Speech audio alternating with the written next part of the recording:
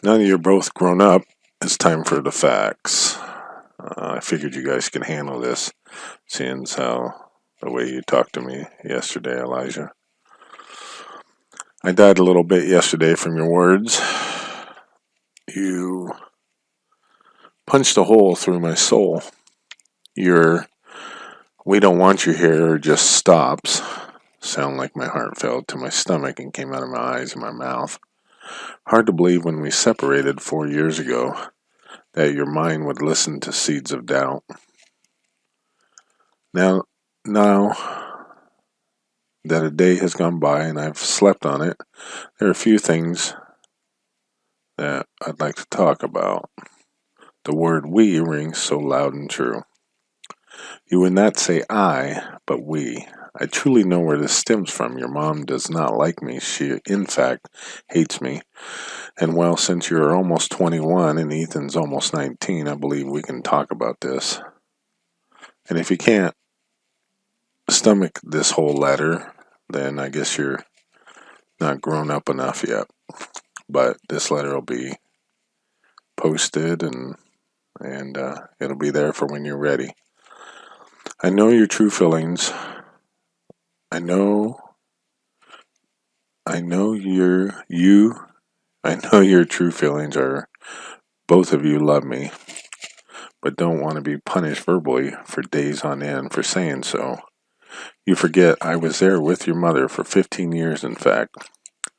Elijah, once a woman or a girl you love tells you you never had my heart, then follows up with "I hate you," then the only thing left you have to offer is "I'm a good provider."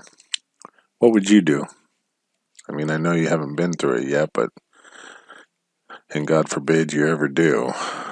But that combined with daily worm episodes and screaming at all of us, and then not wanting to go see or take the advice of doctors or her parents. When I asked when will it all be over, her response was never. And she would scream at me, never. And so what would you guys do? The choice is to stay together and have the fighting and screaming seen by both the children and all the previous children, or get divorced and make it work separately. That is what we combined came up with. It was her choice as much as mine. I gave her half of the equity that was in that property at the time, while both of us still living there, which meant I was buying her out of the property. Then we had a lease agreement where she was to pay $300 a month in rent for the mobile home until Ethan was 18, which was just last year. I couldn't afford the place without that $300 a month. By the time I sold the property, I was $12,000 behind in property taxes and was going to lose it to foreclosure within like 4 months, I believe. Cliff told her she didn't have to pay rent. That was wrong. Then Jeannie told her I was to pay child support and alimony and all these other things, and they were wrong. None of which applied when you have 50-50 custody. And personally, hold on, guys. And we were both working and making near the same money at the time. And I was also paying for all your guys' needs on top of that. I mean, yeah, we went out to eat and, I bought food and paid for all the bills there at the property and paid for her gas money when she needed it. The only thing she had to buy was her own food, along with a portion of her travel gas. She then quit her job and tried to claim she had a medical condition and couldn't work, and was trying to get child support from me. So I was going to take her back to court, even though she already filed papers to take me back to court and lied in the paperwork. And I was going to fight for full custody and would have won based upon her mental state at the time. Then COVID hit. Then I bought a house in South Dakota, 6-bedroom for all of us, and would have shared custody wherever me and your mom were. We were in talks to share custody via our text. Those texts are in the book videos called Just the Facts. I put Just the Facts on Facebook and YouTube, but I'm assuming you haven't watched them. It was at this point she claimed I abandoned you both, and Cliff gave her the money to find a house. All the while, I did not know she intended to turn you both against me and tell you I have a new family, and to go full on no contact. This is kidnapping. I was going to fight for full custody, but shared full custody. That is why she took you both and verbally turned you both against me. Now, I want you to remember, you said you're grown-ups and you're 21. You're grown now. That is why I'm telling you this. And no children ever should be made to think that their father, from their whole life, from birth to age 21, has just up and chosen strangers over them. I see why you both hate me, but it is not true. Let's look at the facts below of how I abandoned you both, supposedly. I wrote thousands of texts and called you, Elijah, from day one. Have all the copies to prove it. I tried calling your mom and Cliff and Lori to get info on what was going on. I gave your mom many letters of my intentions. I gave your mom money. I kept in contact with Sierra and Emily about you both. You talked to Emily about coming to see me, Elijah, but you never called and said, come get me. I just assumed you were finishing up your school and you were okay for the time being. But you did never call me. You didn't call me once in 4 years. Anyway, when you went to Texas, I paid Sierra money to give you for your trip. I sent care packages and money. I sent many letters, which I don't know if you guys got them. I made videos in hopes of triggering some emotion in both of you that you might love me and get a hold of me, as you wouldn't pick up a phone when I called. I got lawyers only to have them tell me I would not win in Texas and Ethan might end up with CPS. So I did not pursue that avenue for Ethan's sake. You were already 18, Elijah. I tried to get the pastor there at the church to act as a mediator, but he is he is a passive pastor. He don't want to stir the pot. I came down twice to see you and you guys. You talked to me the first time, but the second time Ethan ran from me and you stated I have a new family. The only thing I have that's new is a new wife, and she has kids. They have a dad. The same way, when your mom married me, I had 3 kids, 3 children I had full custody of, your whole lives, in fact. I made sure Teresa saw them all the time. She saw all 3 of them all the time. Finally, the last thing I've done is I paid $85,000 for a house and an office and 2 other properties. I paid $8,000 for an RV and $20,000 for a truck to pull the RV, just to come down to Texas, and be around you boys. So whenever you were ready, you guys could come see me. That's $113,000 total, just so we could move and be near you both. Lastly, I offered your mom 6 months of your wages, Elijah, and to give you 1/3 of the income, and Ethan come up to work or just for a week or 2 to visit.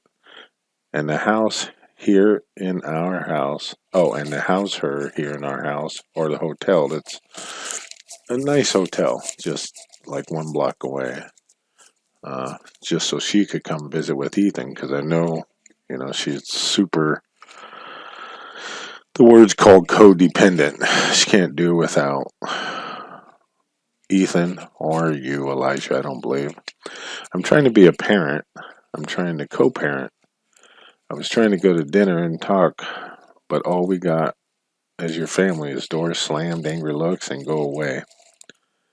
How did you both come to this conclusion that what I did deserves this? How is it you 3 can't hold a normal conversation with me? Your mom's so worked up over the false reality and narrative she has created. She just has both she just has both of you doing her parenting and slams the door when we come around like she did 2 days ago. She didn't slam it, but I heard the door lock. So, what is it about your new life I'm gonna mess up, Elijah? That's what you told me last time I came down. We don't want you all coming down here and messing up what we have. What is it you got? Do you and Ethan like living in poverty, paying for your mom's way? I did this in California when I was 18, paying for my cousin's way. I never had an extra dime. That's why I moved back to Washington. That was after I was in the Navy. You really want to help her. Whoops. You really want to help her and yourselves? Come up and let me pay you 1/3 and teach you a trade. You can also have a painting company and just have employees. If you hate painting that much, you just, you know, have employees and run them. You could both be the boss of something great, and I can show you how. Or you can struggle there.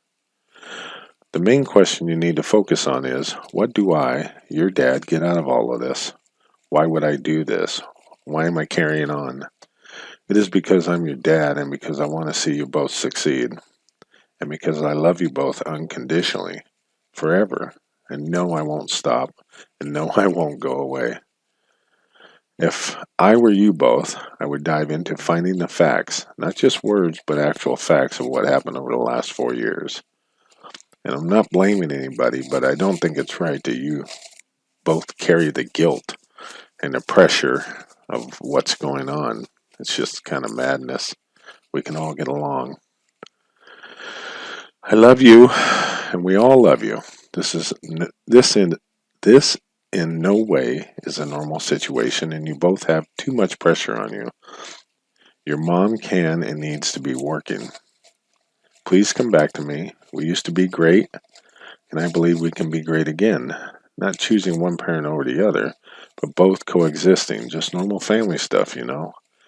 I love your mom for having you both, and she needs to get over herself and do what is right for you both and your guys' mental health. She needs to own what she has done, not to me, but to you both. I truly believe, though, that she will not. She will deny it forever and carry it to her grave, as she can never be wrong. Elijah, also as for coming to work, you work at the biggest store. Oh, as far as coming into your work, you work at the biggest store in the United States, maybe in the world, Walmart, and the main store we shop at. And you, my son, being there is like a bonus. We did not mean to embarrass you or make you feel uncomfortable, but the way it should have went in the normal situation is you come up, give us a hug, and talk for a second and say, hey, I'm free after work. Maybe let's get together. I will see you then. Rather than this weird thing that you do. You should never walk past the ones you love. Also, Ethan works at the only other great store in Border.